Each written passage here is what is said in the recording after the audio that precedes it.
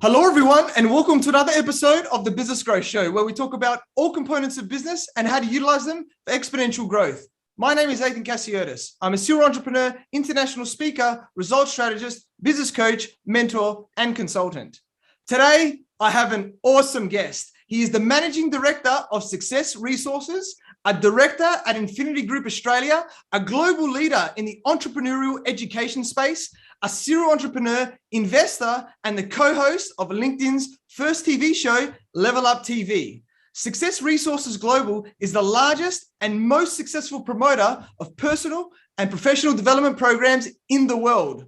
They have staged and marketed world-class events to over 12 million participants for over 20 years in regions such as Australia, New Zealand, Singapore, Malaysia, Thailand, China, UK, Spain, Germany, South Africa, Italy, India, US, and Canada. The list goes on. Welcome, Michael Lane, and thank you for being on my show. Wow, what an introduction. Thanks, Athin. Appreciate it, and great to be on the show. You're welcome, mate. I'm sure it's going to be awesome for all the watchers and listeners today. So you're a very successful entrepreneur. So initially, for those people who don't know who you are, just please introduce yourself by telling us about you and your journey. Yeah, look, it's been a long and sometimes bumpy journey. I'm in my 21st year of business. I was 19 when I started my first business, and I was a young, aspirational, sometimes egotistical young guy who just wanted to make more money, make a difference, and live a good lifestyle, to be really honest. And I quickly realized that having dreams and desires doesn't mean you're going to be successful. So I started several businesses. Most of them failed, let's be really honest, But I was the young guy who was happy to dust myself off, get back up and have another go. And it wasn't until I went to a seminar back in 2003 where I went, oh, wow, someone's talking about stuff that I think about myself.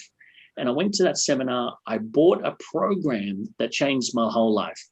And look, it really changed not only my own personal thinking, my journey, but it got me really excited about this industry called the personal development industry. And now I'm fortunate to have a business in many countries like you just read out. And it's funny, I'm listening to that going, wow, this all started from an idea and a dream and a thought to be involved in this industry. And to hear you rattle off those names, some of those countries I've still never been to, but we've ran events in and we've done business there. So that was exciting and humbling to hear. But Athin, I'm passionate about this space. I'm passionate about entrepreneurs and making sure they've got a clear path to education and growth. And I feel that's my calling. This decade, I want to impact 1 billion people via the world's best education. So working hard, despite the craziness that is lockdown /COVID/Delta. But mate, I'm excited and, there's a long way to go, but, on my path. Awesome, mate. What a story. And, from that to where you are now. And I'm very grateful for that as well, as I'm sure many people are around the world. And, you promote really the biggest names in the world, right? Like we're talking Tony Robbins, Sir Richard Branson, Robert Kiyosaki, Gary Vee, JT Fox, Jay Shetty. I could probably just say 100 names, right? The list goes on of all the biggest people in the world, right, on the stages, which is amazing. So, from your perspective, I'd just like to know, what is it like, to help them to get their messages, their products, their services out to the world? Yeah, look, to be honest, by the time they come to us, they're already world-class, right? The Tony Robbins of the world and some of those people that you mentioned, let's be honest, they're going to be successful without us. They're just those type of people. But look, it's exciting to be able to do business with them. It's exciting to be able to travel the world with them.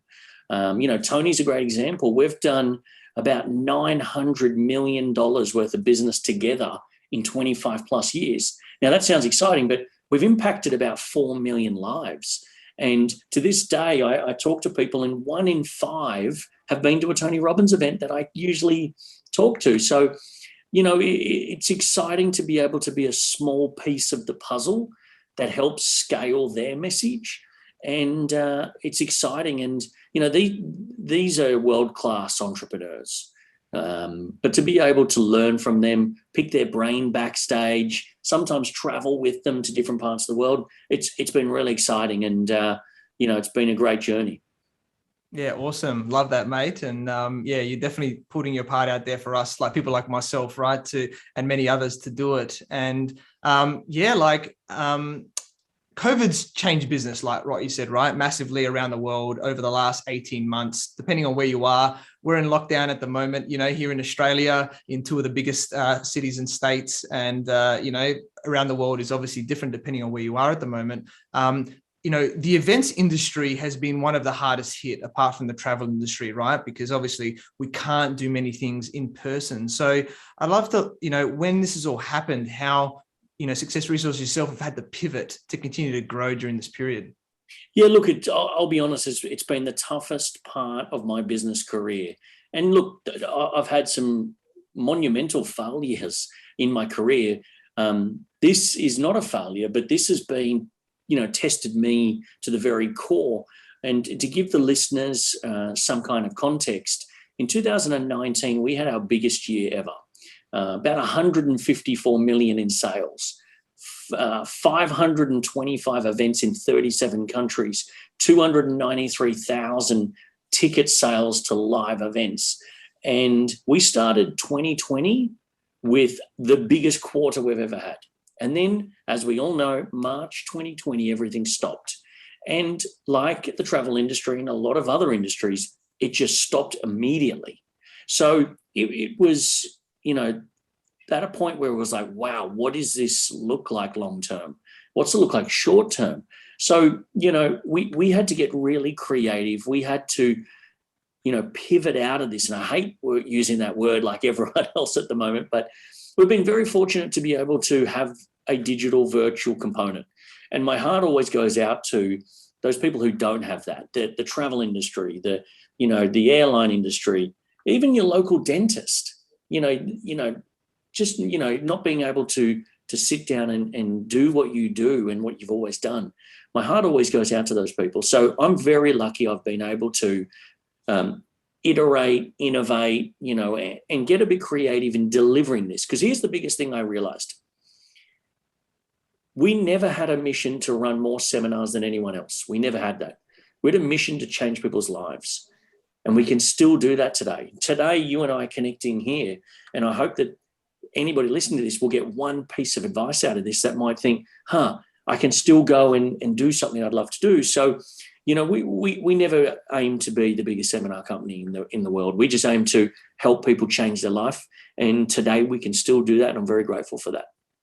Yeah, I love that. So awesome. And, Zoom's become massive and all of these things now and all these other programs. And it's great, right? Like, we don't have to meet people in person as much as, I think there's always another level for in-person events. I don't think you can technically do the same thing virtually. It's not exactly the same, but that's okay. You're still able to get a great experience, right, in its own way, which is, I think, the main thing in these ways. So, talking about in-person events, I'd love to know from your end, because you're in this industry, you're talking to a lot of people, I'm so sure, around the world and things like that. When do you see large in-person events starting again, I guess, in Australia as well as, around the world? Look, Athin, that's the $1 million question. Actually, it's $1 billion question, right? And this industry has grown to be $1 billion industry per annum, definitely pre-COVID. So it really depends on region by region. And we know in Australia, it's really state by state, not even country by country, right? So if I had to bet on it, I would say September, October next year, we will start to look at our schedule coming back to being significant events happening. I still think we're a year away, but it's funny, Athin, I've got a lot of interest right now to run large scale events in the US. The US, we know, it got hit really hard, really early. Depending on your lens, it's still getting hit pretty heavy right now, but they're learning to live with it for good or for bad. And the market's coming back. We see the live of music event space coming back. We see theaters coming online. We see movie theaters opening up. So I have a lot of interest right now from speakers and clients who want to tour the US. So I'd go as far as to say this, if I could get out of Australia right now, and I went to the US, you could run plenty of good events in the US right now. The UK is in an interesting phase. It's still got plenty of case numbers coming in, but a very high vaccinated population. We've already started to do live events there, sub 500 people, with great success. So that's exciting. But, the Australia, the Asia region or corridor, which is typically the backbone of our business, that won't be open. I'm going to say another 12 months for live events. Yeah, no, great for that. And I'm looking forward to that as well, where we get to do it. And then also travel, right? Outside of the country, hopefully early, 2022 next year, we'll be able to get out and visit the US and enjoy other things as well. So love that. And, let's talk maybe a bit of a combination, right? So, live events stopped, virtual was massive. We're talking about live events now. Where do you see the future, right? Because I'm sure there's been a big shift now in going, okay, we can actually potentially reach a lot more people now with virtual, right, around the world, because people don't have to go in person and things like that. Where do you see the future of events and these seminar things going in the future once we are technically opened up, I guess, around the world?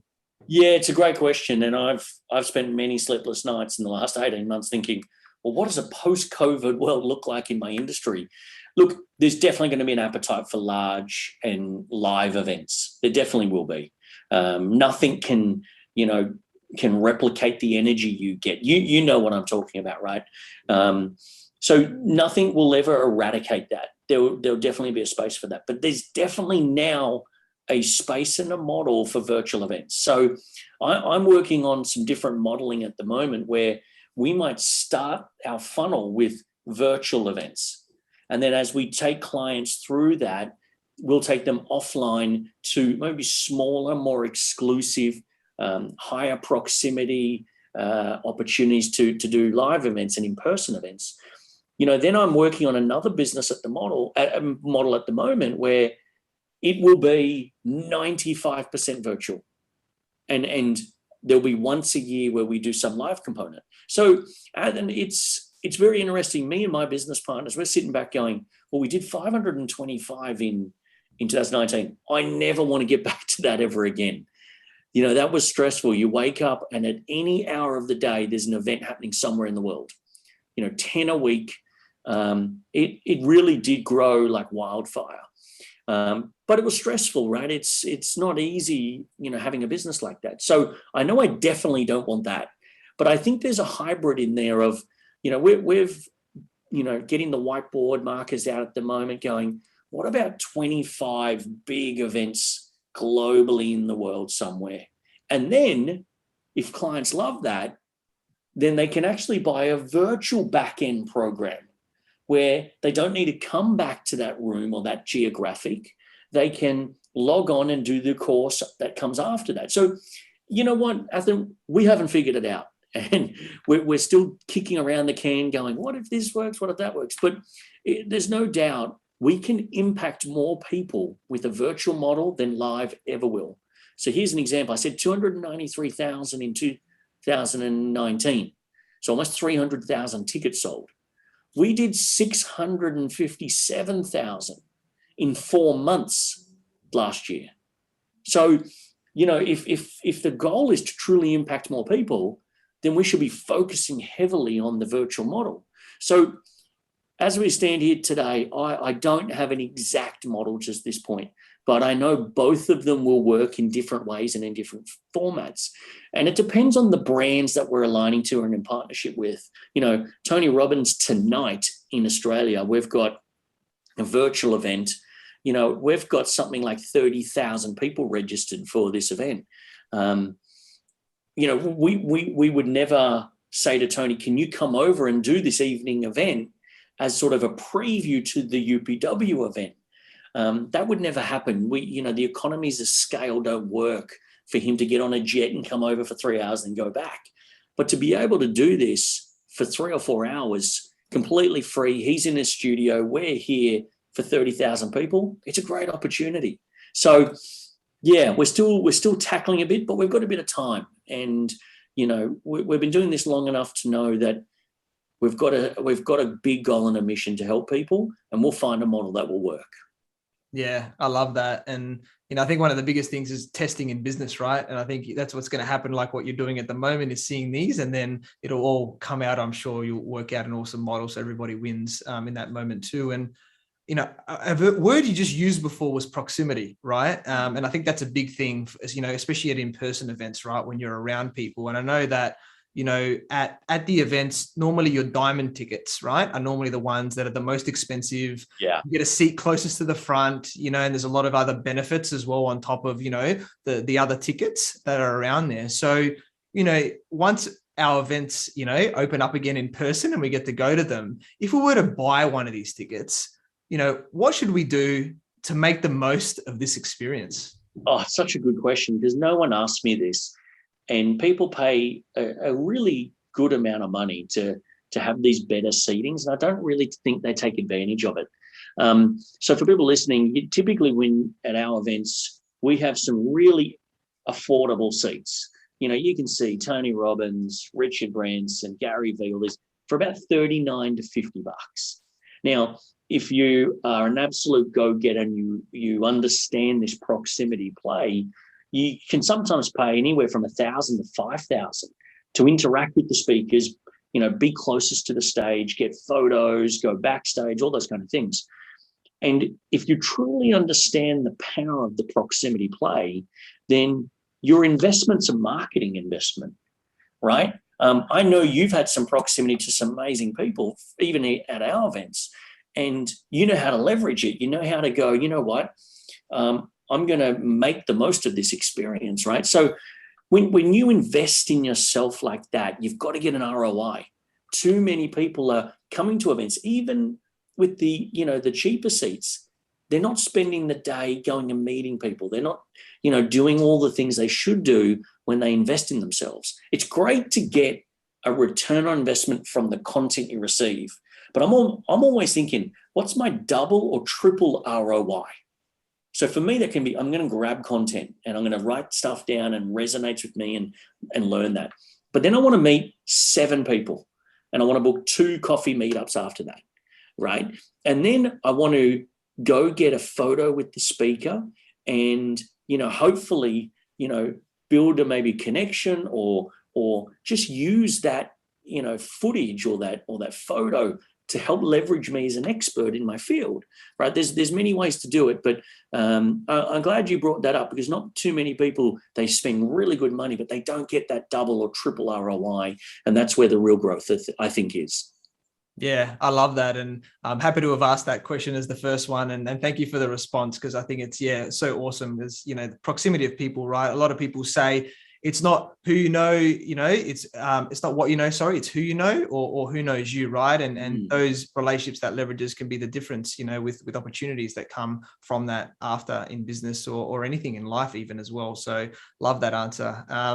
And I guess I'm sure there's many aspiring entrepreneurs like myself, right, that want to speak on the biggest stages in the world alongside the greats, right? Like, I've got an amazing podcast now. There's maybe other people are doing that. Maybe they're doing their own sort of events, but they're wanting to get to that next level, right at the top.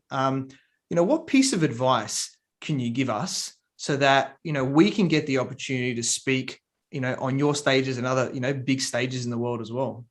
Yeah, it's a great question. I do get asked this a lot. And, I'm always in the market for who's got the next amazing message. And everyone listening to this today has something unique and amazing about them. They just need to understand how to articulate that and put it into a process, right? So, we started out with Tony Robbins 28 years ago, but you mentioned some of the other people that we've got on our stage. Some of them we've had to go partner with. Some of those have come through the ranks as a junior speaker, who are now the most successful speakers on the planet, right? So we're definitely, and again, pre-COVID, one of the biggest constraints for me was, where's the next group of talent that's coming through? Who can I work with, right? And it got actually quite scarce, where I had to go start tapping on people's shoulder and go, hey, I love what you've got here. Can you go away, follow this model, and send me through P&L reports and stuff that comes, every quarter. I just want to see where you get to with this, right? Because, we've got and Australia is getting much better at this, but, there's some great coaches out there, great speakers out there, but they don't build their model correctly to make it enticing for someone like me to help scale it, right? So they build it a particular way that they think it's going to be, exciting for a promoter, but it's not. There's a very specific rule and message that you have to follow to become attractive to help scale if you want a partner like me. So, I love that Australia's getting a lot more talent that's getting out there. They're sharing, they're putting their camera on, they're getting, a professional channel like yours, right?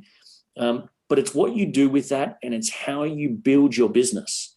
I've also had other people who you would know of who have got phenomenal models, but it's just, it's great the way they do it, but I can never help them because of the way they built their model. So, I think at some stage, Athin, I'm going to do a speaker's course, if nothing else, not to profit, just to help, the next wave of entrepreneurs come through to go, don't make these mistakes. It looks exciting to do this, but don't do that. Follow this path and become really scalable in your model. So, it's exciting that I'm not on any flights at the moment. I'm not running from event to event. It's made me stop and think and go, well, I've got some time and some bandwidth to maybe think about, well, what's a great speaker's course that, I can guarantee you'll make $1 million in the first year if you followed these principles, right? And they can keep all the money. I don't want the money, but,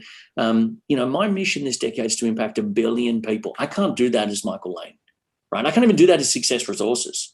I need more Athens. I need more Kerwin Rays. I need more speakers to go, you know what, if I can touch or influence them in some way, they will go impact other people. So I had this vision, this goal, early 2020. The world knocked me off my feet to really test me to see how possible this will be. The trajectory was there pre-COVID. What's it like now, though, when the rug's been pulled?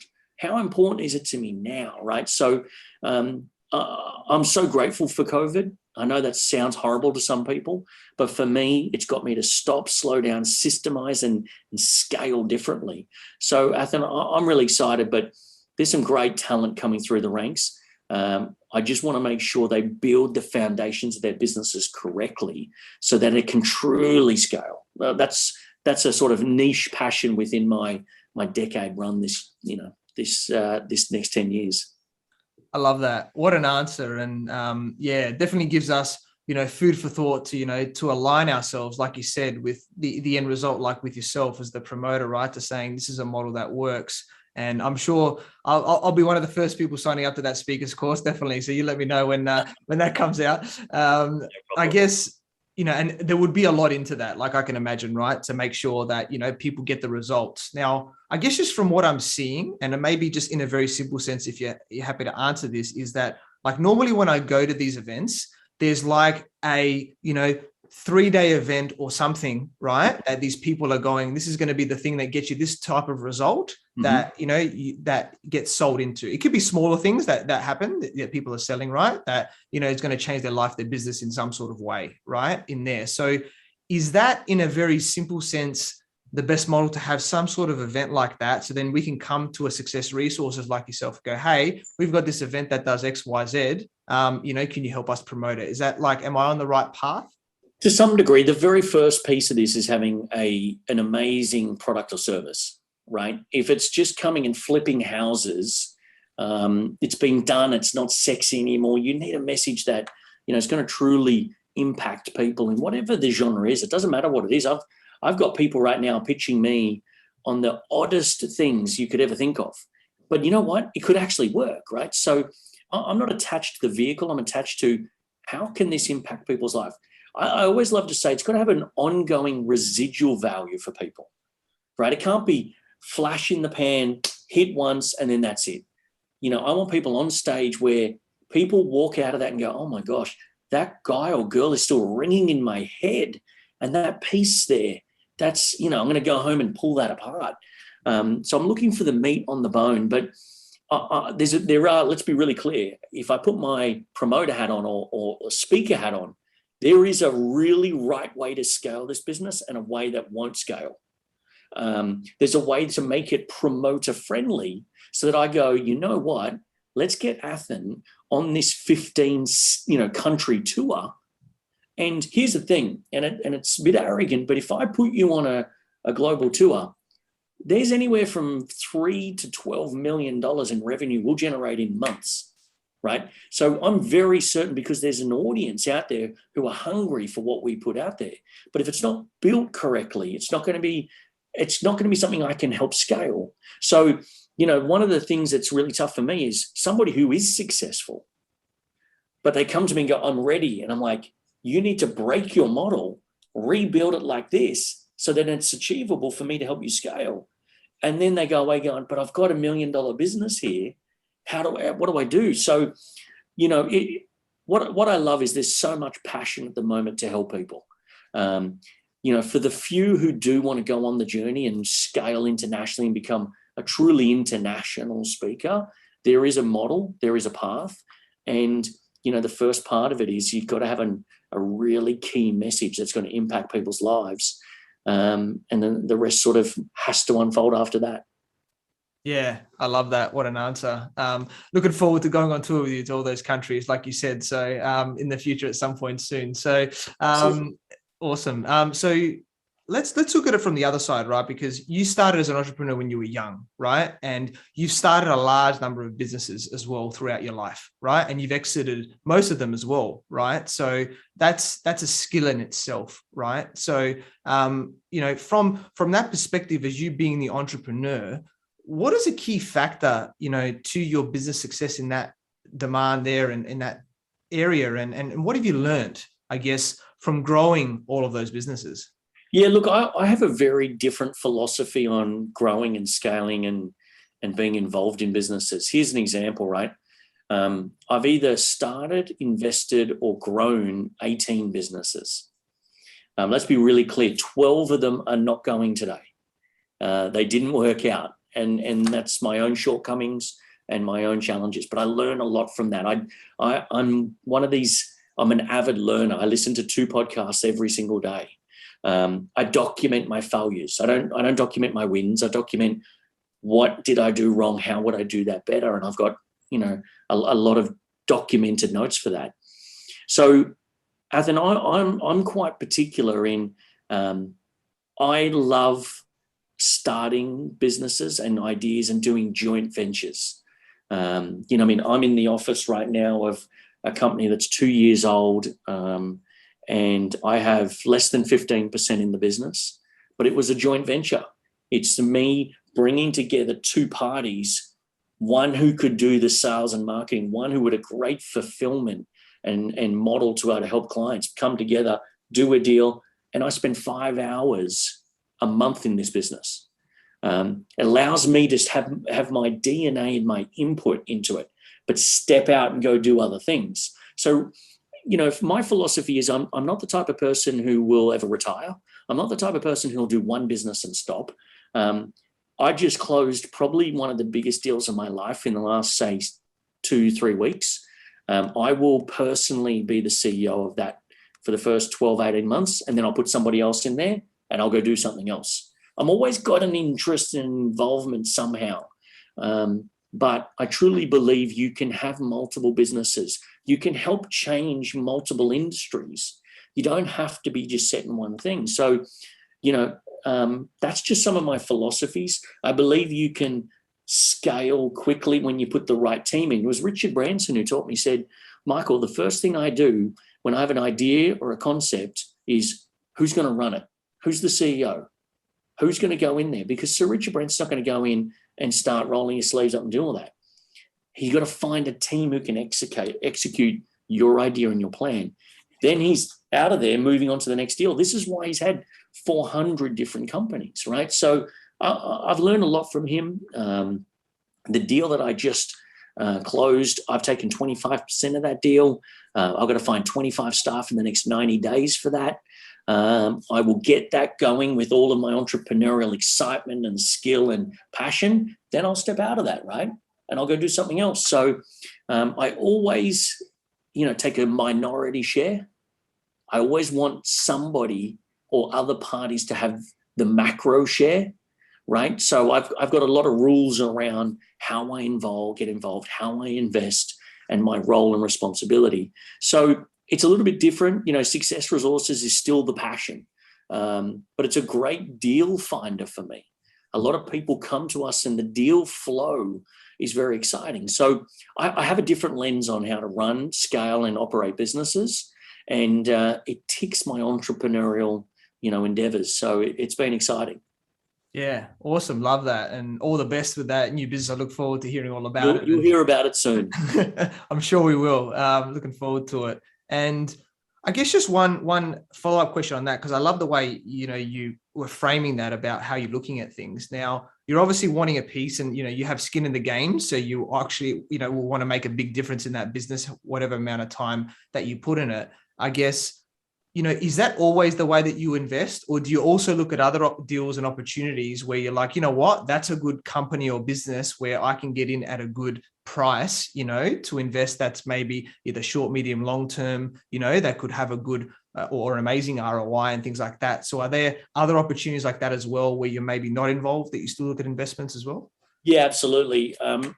I'm arrogant enough to think that I can get in and turn the screws and scale it quicker than someone else. That's just some of my own shortcomings. But in the last 12 months, I've made some passive investments where I'm not involved in any of the operations, any of the board, meetings or anything. Just with sectors and industries that are still heavily aligned to my impact 1 billion people, right? So here's an example. I invested in a company. They deliver educational products, events via this amazing technology, right? So I use Zoom at the moment for a lot of our stuff.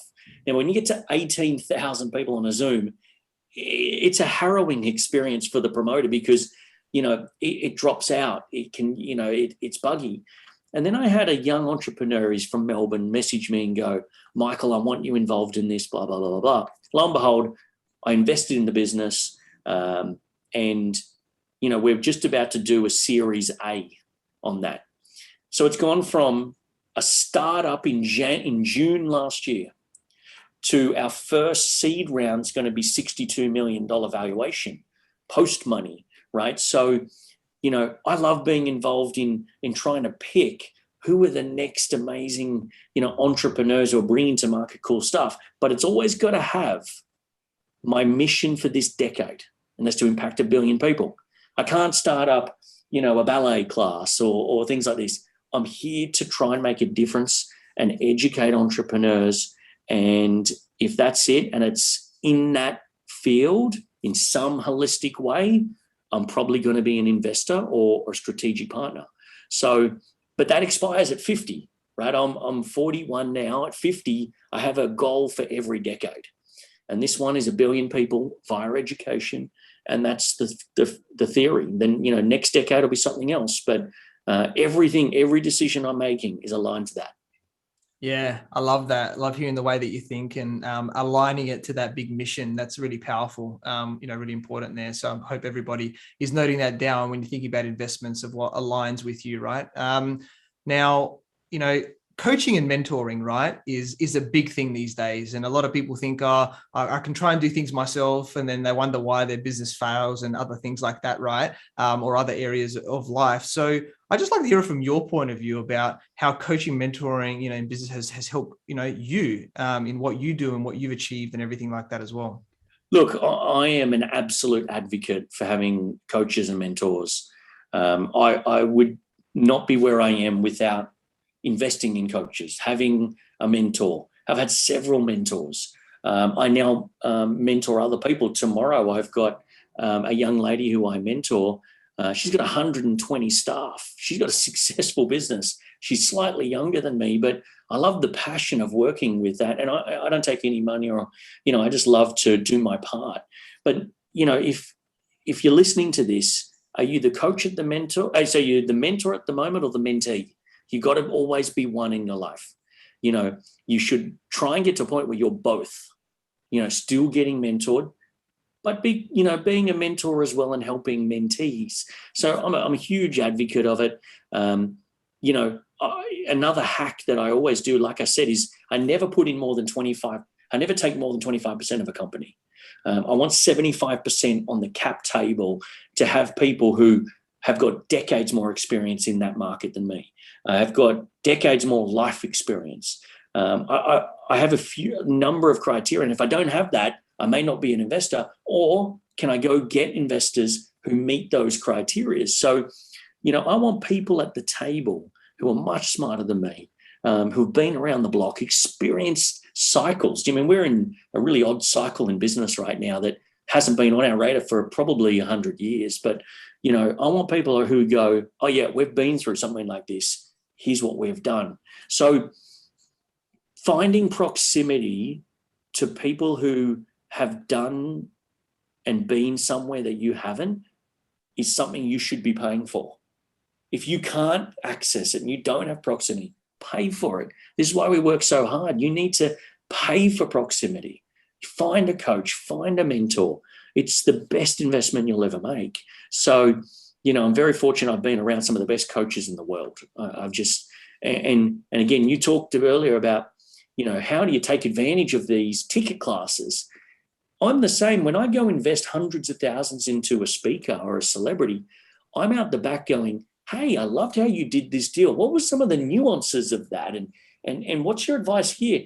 Because I paid hundreds of thousands for that, and I want to get value out of it. Now, yes, those people go on to be on stage and educate thousands of people, but I'm the guy at the back going, tell me about this. What happened there? And you'll be so surprised how open these people are to be able to share. And that's why I love being in this industry. Yeah, I love that. So many powerful words there. Hope everybody noted that down. And I guess as we're wrapping up here today, I always like to ask towards the end where possible is, what one key piece of advice would you give to all the entrepreneurs watching and listening today? Oh, just one. Okay, let me see what I can think of here. I'm going to give you two because I want to exceed expectation. The first thing is, this decade, pick something you're really passionate about. Forget the other things, the distractions. Just pick something. Go really deep. I don't think you can try and create $1 billion company in 2 or 3 years. It's got to be a decade-long, journey. And I think you need to fully engross yourself into that. The second thing is, don't do it by yourself. Don't own 100% of something. Go get a series of rules that you will follow. And when you want to get your business going, and then figure out what is that. For me, I've talked about, I want 75% to be owned by other people. I don't want to be the only one thinking about the cash flow late at night. I want joint venture partners. I want people who are involved in this who can go scale it. Joint ventures are super important, right? So have a detailed list of what it is you want to achieve this decade. Then have a look and go, what are my rules to doing that? How much do I want to own? How do I want to scale this? So it's just having a really strong decade-long plan and something that you're going to follow and not give up on. Here's the distinguishing factor on why every single person I've put on stage has got to where they got to. It's very, very simple. And you can write it down, you can hear it, whatever you want to do is they just didn't give up. Very, very simple. It wasn't something where they hit the jackpot. They did something. Failure is an interesting thing. But when, most people don't actually fail, Athin, they just give up. My whole thing is I just don't give up. I keep working, keep finding a way. You do that, success has to come at some point. And I've been fortunate to experience some of that. I love that. Powerful words there. We'll never fail if we never give up. Awesome. So yeah, we connected through our networks where I learned about your awesome journey from starting a large number of businesses to now being, the managing director of Success Resources, the largest and most successful promoter of personal and professional development programs in the world. You've had a significant impact on my life through Success Resources. I've been, provided me with so many opportunities to learn from many of the world's most influential people in life and business, which has definitely taken my mindset, my life, my businesses to the next level. So, you're an awesome guy, very open, willing to share and to help people where you can. I'm sure you continue to help everyone in the world to grow through your events, and wish you all the best with your big target. I'm sure, with yourself and everyone that you're working with, that you'll be able to achieve that. And, very grateful that we connected, and I look forward to working with you in the future as well. So how can people find you and get in contact with you, Michael? Well, look, Athin, I just want to say thank you for those kind words. You're a great example of somebody who I love, and what I love about this business, right? You came to our events, you participate, but you took knowledge, you took action, and this is why you're successful, and why, I'm really excited that hopefully we can do some stuff together. So thank you. Look, for me, you can follow me on LinkedIn, Instagram. It's Michael Lane is my handle everywhere. But I think what I'd love is, I don't want to push people to certain things. I just think if you enjoyed this podcast, let Athin and I know, tag us, let me know that you got something out of it. And I've got a real soft spot for people who listen to podcasts like this and come back to us one day and go, hey, I really got a lot out of Athin's interview with you. So Athin, appreciate you. And hopefully this has helped some people along the journey. Yeah, awesome. I'm sure it has, Michael. So thank you, everyone, for watching and listening to this show where we talk about everything on business growth. Please like, subscribe, and leave us a 5-star review. You can find me on Facebook, LinkedIn, Instagram, and YouTube as Athin Cassiotis, or visit my website, athincassiotis.com. I completely agree with you, or do I? Let me know anyone knows if you tune in next time. So until next time, remember that our business grows when we learn skills and take action using them in spite of fear. Have a great day.